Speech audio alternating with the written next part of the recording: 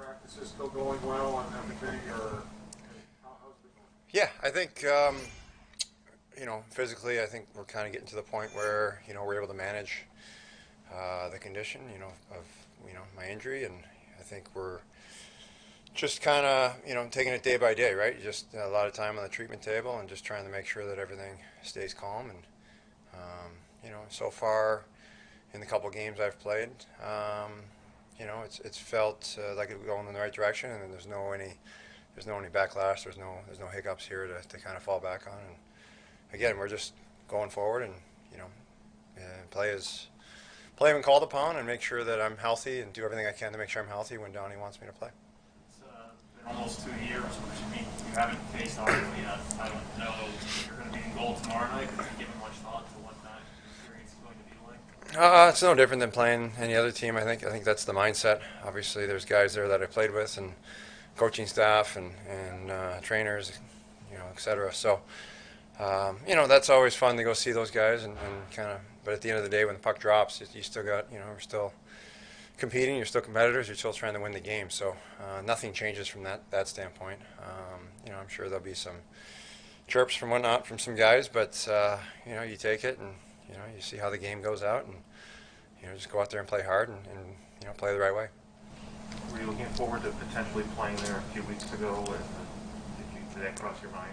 I think I was pushing. When I was talking to a couple of my buddies, just from Ottawa that weren't players or whatnot, I was like, it'd be really nice to get back in there. And then they didn't have any fans, and I wasn't feeling great yet. So it was one of those things where it didn't end up working out the way we wanted it to. But it did cross my mind, and it would have been exciting. But at the same time, with everything that's going on with no fans, I don't know, not sure. It would have just been another kind of game that, you really wouldn't have had the camaraderie or the cheers that you normally would get when you go back to a building that you've been in for many years.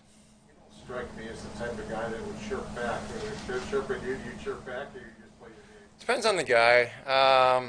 It depends on the type of relationship you have with them and whatnot. But yeah, for the most part, it's nod and smile, and at the end of the day, again, you don't want to get caught up in it. You don't want to, take yourself off the game, and you definitely don't want to get them fired up either, by giving them any ammo. So at the end of the day, it's all fun. We're out there having a good time, and sometimes a couple chirps might lighten the mood and make it more fun.